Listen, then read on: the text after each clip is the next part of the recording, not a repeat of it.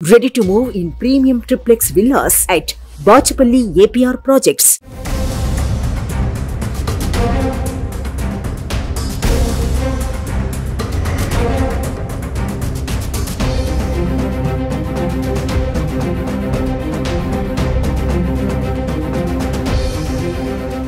తిరుపతికి సమీపంలో తుమ్మలగుంట వద్ద ఉదయం నుంచి కూడా కొంత ఉద్రిక్త పరిస్థితులు నెలకొన్నాయి. హతీరాంజీ మఠానికి సంబంధించినటువంటి భూముల్లో అక్రమ నిర్మాణాలను కూల్చివేతకు అటు భూమి అధికారులు సిద్ధమైనటువంటి పరిస్థితి. అసలు అక్కడ ఇష్యూ ఏంటి కనుక్కునే ప్రయత్నం చేద్దాం. మనతో పాటు హతీరాంజీ మఠంకి సంబంధించినటువంటి ఫిట్ పర్సన్ రమేష్ నాయుడు ఉన్నాడు. సార్, ఏంటి ఉదయం నుంచి కూడా అక్కడ కొంత గందరగోళ పరిస్థితులు, వివిధ రాజకీయ పార్టీలు కూడా కావాలనే రాజకీయ ప్రోద్బలంతోనే అక్కడ నిర్మాణాలు కూల్చివేస్తున్నారు. ఎప్పటి నుంచో ఉన్నదాన్ని ఇప్పుడే ఎందుకు గుర్తొచ్చిందనే విషయాన్ని మాత్రం వాళ్ళు చెప్తున్నారు. మేము చేసిన పనికను రాజకీయ పార్టీలకి ఎటువంటి సంబంధం లేదండి. రాజకీయాలకి మా డ్యూటీకి ముడిపెడద్దు. గత నెల 15వ తారీఖు నుండి అక్కడ తాత్కాలిక నిర్మాణాలని పర్మనెంట్ నిర్మాణాలని చేయడానికి కొంతమంది ప్రయత్నిస్తున్నారు. ఫిబ్రవరి 15వ తారీఖున ఆర్డీఓ తిరుపతి గారు, తిరుపతి రూరల్ తహసీల్దార్ గారు, మా మఠం సిబ్బంది వెళ్ళి ఒక 5 నిర్మాణాలను కూడా కూల్చేయడం జరిగింది. అయితే కూల్చేసిన కాడి నుంచి మరీ ఎక్కువగా కట్టడం ప్రారంభించారు. అదే నెల ఫిబ్రవరి 19వ తారీఖున తిరుపతి రూరల్ తహసీల్దార్ గారు, మా ఏఈఓ శ్రీనివాసరెడ్డి గారు మళ్ళా తుమ్మలగుంటలో ల్యాండ్ని సందర్శించడానికి వెళ్తే ఎవరైతే అక్రమ నిర్మాణాలు చేపడుతున్నారో వాళ్ళు అధికారులను చుట్టుముట్టి భయభ్రాంతులకు గురి చేశారు. అంటే ఇంకా మామూలుగా వెళితే ఆగే పరిస్థితి అయితే అక్కడ కనిపించట్లేదు. అందుకోసమని ఆర్డీఓ గారిని, ఎస్పీ గారిని వాళ్ళని రిక్వెస్ట్ చేస్తే వాళ్ళు వాళ్ళ సిబ్బందితో పాటు అక్రమ నిర్మాణాలను కూర్చోడానికి ఈరోజు రావడం జరిగింది. ఈరోజు ఉదయం 6 గంటల సమయంలో తుమ్మలగుంటలో సుమారు 40 ఇళ్లను కూల్చివేశాము. ఈ సందర్భంగా తిరుపతిలో ఉన్న సామాన్య ప్రజలకు చెప్పేది ఏంటంటే, ఇప్పటికి నేను పత్రికాపకంగా చాలాసార్లు తెలియజేస్తున్నాను. మఠం భూములను కొని మోసపోవద్దు. తక్కువ రేటుకు వస్తుందని మఠం భూమికి వస్తే మీరు కష్టపడి సంపాదించిన డబ్బుని వృధాగా పాడు చేసుకున్న వాళ్ళు అవుతారు. ఇక్కడ ల్యాండ్ గ్రాబింగ్ ముఠా ఒకటి ఉంది, ల్యాండ్ మాఫియా. వాళ్ళకి రైట్ లేని భూమిని స్టాంప్ పేపర్ల మీద సామాన్య ప్రజలకు అమ్ముతున్నారు. వాళ్ళకి రైట్ ఉంటే వాళ్ళు రిజిస్టర్డ్ డాక్యుమెంట్ ద్వారానే మీకు అమ్మేవాళ్ళు. ఈ మఠం భూములు ఏవి కూడా రిజిస్ట్రేషన్స్ అవ్వవు. వాళ్ళు స్టాంప్ పేపర్ల ద్వారా మీకు అమ్ముతున్నారు. మీ డబ్బుని వాళ్ళు కాజేస్తున్నారు. రెండోది, మఠం భూముల్లో మీరు ఇటుక, సిమెంటు ఇలాగా మీరు చేసే ఖర్చులు కూడా మేము వచ్చి జేసీబీ ద్వారా కొట్టేస్తే ఆ విధంగా కూడా మీరు 2 రకాలుగా నష్టపోతారు. కాబట్టి సామాన్య ప్రజలు మఠం జోలికి రావద్దు, అక్రమార్కుల ద్వారా మఠం భూములు కొనుగోలు చేయొద్దు అని చెప్పేసి మీకు వినయపూర్వకంగా తెలియజేస్తున్నాను. రెండోది, ల్యాండ్ మాఫియాకైతే తీవ్రమైన హెచ్చరికలు చేస్తున్నాము. మేము ల్యాండ్ మాఫియా ఎవరైతే పేద ప్రజలకి స్టాంప్ పేపర్ల మీద ఈ మఠం భూములను విక్రయిస్తున్నారో వాళ్ళ వివరాలన్నీ మేము తెలుసుకుంటున్నాము. వాళ్ళందరినీ మీద మేము క్రిమినల్ కేసులు నమోదు చేస్తాము. వాళ్ళకి తప్పనిసరిగా శిక్ష పడేట్లు మేము చేస్తాము. ల్యాండ్ మాఫియా అక్రమ మార్గంలో సంపాదిస్తున్నారు.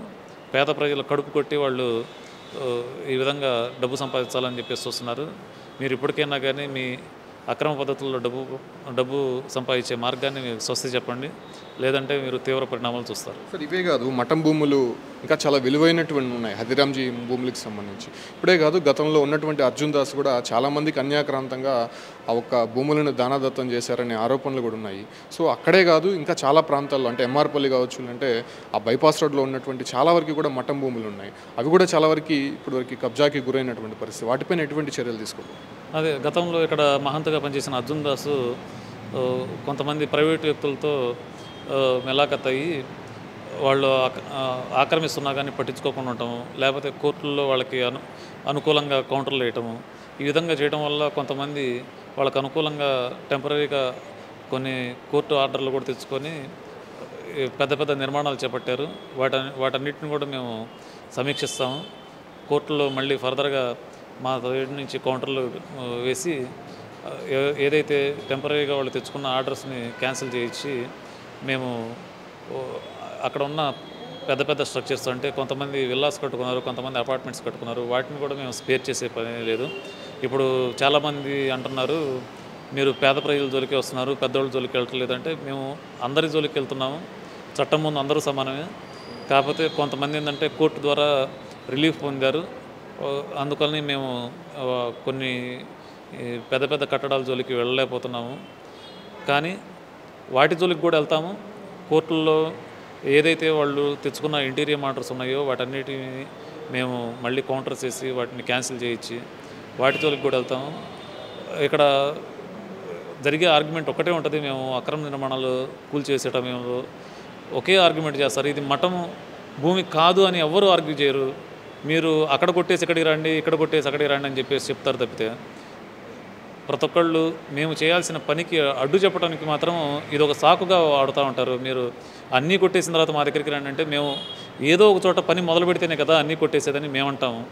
సరే, ఈ ఆర్గ్యుమెంట్ ఇలానే జరుగుతూ ఉంటుంది. మేమైతే అందరినీ సమాన దృష్టితో చూస్తాము. అందరి మఠం భూములను ఆక్రమించుకున్న ఎవడైనా కానీ మాకొకటే, అందరి ఇళ్ళు కూల్చేస్తాము. మఠం భూముల జోలికి మాత్రం రావద్దు. సార్, గతంలో ఉన్నటువంటి హతీరామ్జీ కస్టోడియన్గా ఉన్నటువంటి అర్జున్ దాస్కి సంబంధించి అంటే విలువైన భూములే కాకుండా ఉన్నటువంటి వస్తువులు కావచ్చు, ఆభరణాలు కూడా కొంత పక్కదోవ పట్టాయి అనేటువంటి విమర్శలు వినిపించాయి. ఆయన ప్రస్తుతం అజ్ఞాతంలో ఉన్నారు. ఆయన ఎక్కడున్నారో కూడా కనిపించట్లేదు. దానిపైన ఏమైనా ఎంక్వైరీ జరుగుతుందా? మీ దృష్టికి అలాంటివి ఏమైనా వచ్చినాయి? అంటే ల్యాండ్స్కి సంబంధించి చాలా అవకతవకలు పాల్పడ్డారు. ప్రైవేట్ వ్యక్తులతో కొల్లుడయ్యి వాళ్ళకి అనుకూలంగా ప్రవర్తించడం ఇలాంటివి జరిగినవి. అలాంటి వాటన్నిటినీ అతను చేసిన తప్పిదాలన్నింటినీ ఒక 16 ఛార్జెస్ అయితే ఫ్రేమ్ చేయడం జరిగింది. అవన్నీ కూడా ప్రూవ్ అయినాయి కాబట్టి అతన్ని తర్వాత పర్మనెంట్గా రిమూవ్ చేశారు. ప్రస్తుతం ఎక్కడున్నాడో మనకు తెలియదు అతను. కానీ కోర్టులో అయితే తనని తప్పించడం కరెక్ట్గా చేయలేదు అని కోర్టులో కేసు ఫైల్ చేశారు. ఆ కేసు నడుస్తూ ఉంది. ఆయన ఎక్కడున్నారో అతని వేరే రిపోర్ట్స్ ఏందో మనకైతే తెలియదు.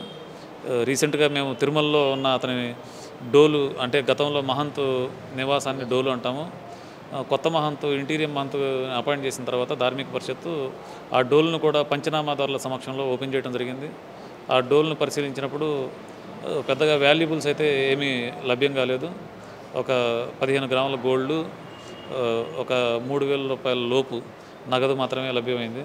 ఇక్కడ కింద కూడా మహంత నివాసం డోలు ఉంది. దాన్ని కూడా త్వరలో పంచనామాదారుల సమక్షంలో సీజ్ చేసి పరిశీలిస్తాము. ఇక్కడ ఏమైనా ఇంపార్టెంట్ డాక్యుమెంట్స్ ఇంకా ఏమైనా వాల్యుబుల్స్ దొరకొచ్చేమో అది కూడా పరిశీలించి నివేదిస్తాం. Thank you sir.